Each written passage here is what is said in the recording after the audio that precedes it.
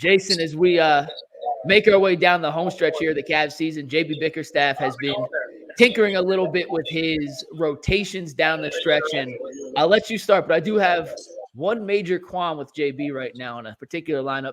He's not playing more than it should. Well, go ahead. I want to hear it. Go ahead. So when Evan and Darius got hurt, the 5-man lineup of Donovan Mitchell, Isaac Okoro, Max Strus, Dean Wade, and Jared Allen had a net rating of that stretch of 19.6. Wow. That was the single best net rating of any 5-man rotation or 5-man lineup in the NBA during that stretch. The second best was Denver starting 5 at plus 13.2. The Bucks at 15.3, the Celtics 11.7, the Clippers 12.6. That was not in order. The Bucks was technically the second best. They were 4.5 points, or a little more than 4 points better than the second best 5-man lineup in basketball prior to their return. Since Garland and Mobley have come back into the rotation, Jason, that 5-man lineup has played 17 total minutes in 11 games. And I want to give a shout out to realcavsfans.com on Twitter for pointing that out. That lineup has played 17 minutes in 11 games.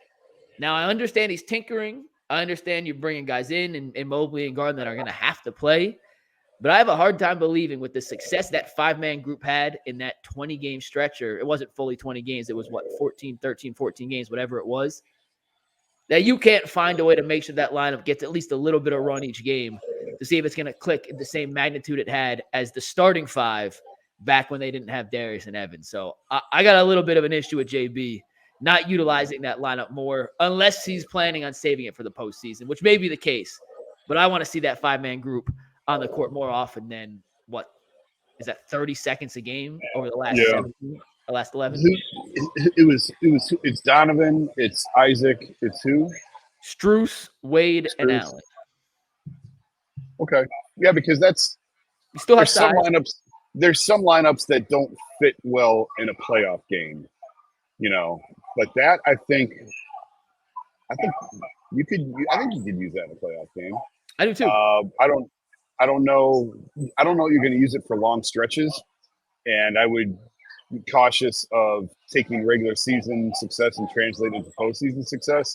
But certainly, it's worth taking another look at that lineup when guys are resting, when Mobley's out or when Garland's out. You could probably find pockets to use that in a playoff game. I wouldn't want to go 3.5 minutes with that lineup on the floor together. But it does have the size. JB loves size, and that does give him a little bit of size still. Some defense, obviously, with Okoro, and I think Wade's better defensively than he gets credit for. Way better. Yeah, I think he's pretty decent. And you got shooting too. I mean, you got 3 guys in Mitchell, Strus, and Wade who are, shooters. Okoro has proven he can knock down shots as well, and you get the 4-out, 1-in kind of situation offensively. I think they like to work with. Yeah, I'm not opposed to seeing more of that grouping together. I would like to see him just tinker with. It from now on, it should be setting up for postseason success. Yeah. And what rotations could we need to use for a 2.5-minute stretch if somebody falls into foul trouble? And that might be the perfect example. That might be the lineup for it. Yeah. Yeah. If Evan falls into foul trouble, if Evan picks up his 3rd foul, Darius is resting, that might be the lineup to go to. And I don't know that necessarily. I mean, the film's already out there on that. Teams already know it. So I don't know if you're necessarily trying to hide that for the playoffs because they've had plenty of looks at it already, unless you're just counting on them not going that far back in the film bank of early on in the year. But I guess to the larger question of what do you want to see out of his rotations, kind of what you're talking about. I want to see him tinker with different sets, different looks, even if it may look wonky and like, why are you doing that? But go with an all shooting lineup.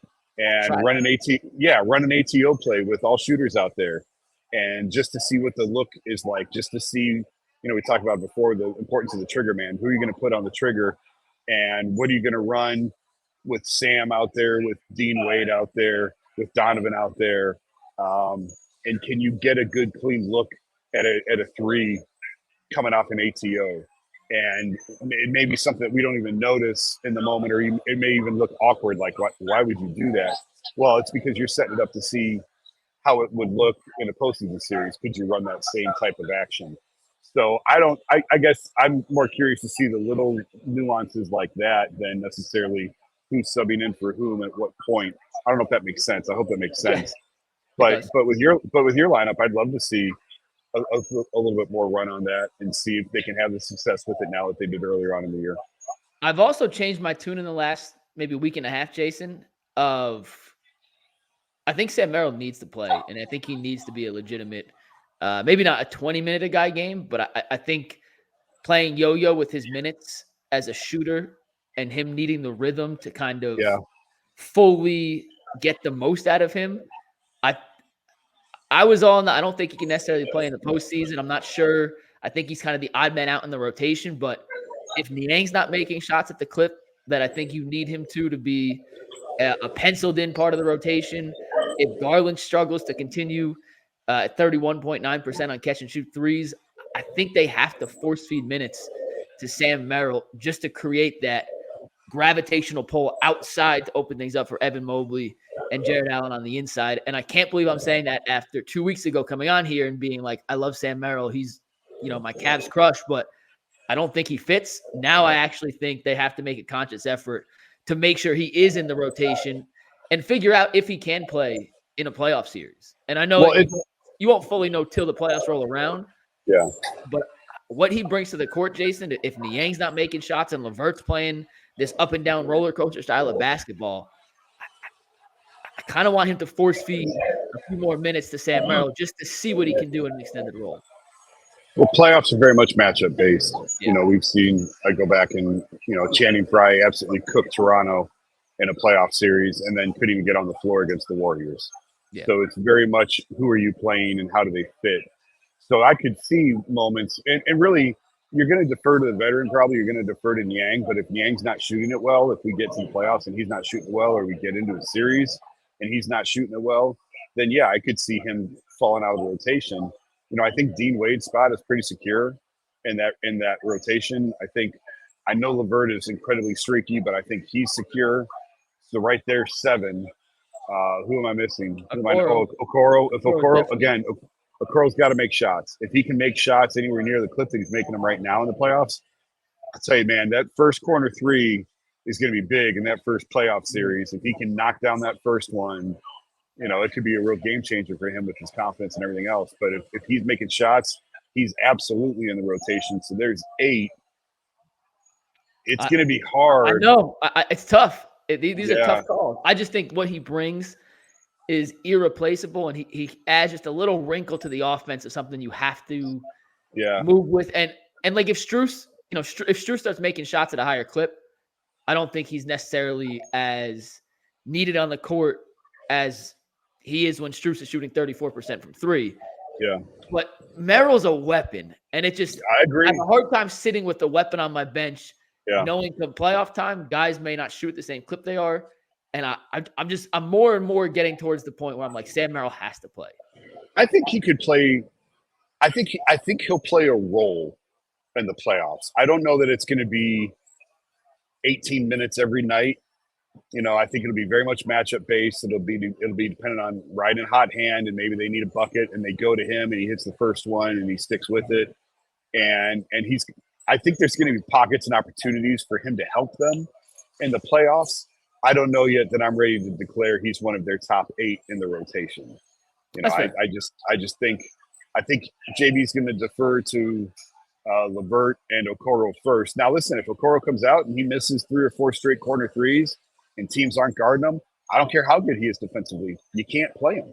They're going to have to pull him off the floor, and they're right there's your opening for Sam. Whereas last year you pulled Okoro and you had nobody you could go to. So at least now they've got some options. There's some depth there. And if the top couple guys aren't working, if it is one of those nights where LeVert is 1 for 7, 1 for 8, maybe you go to Sam and give him a look. But again, you don't want to wait too late in the game. If the guy doesn't play in the first half, are you really going to play him in the second half? You can, but it's not totally common. So these are the hard decisions that coaches have to make in a playoff series. And he's going to make them coming up here in a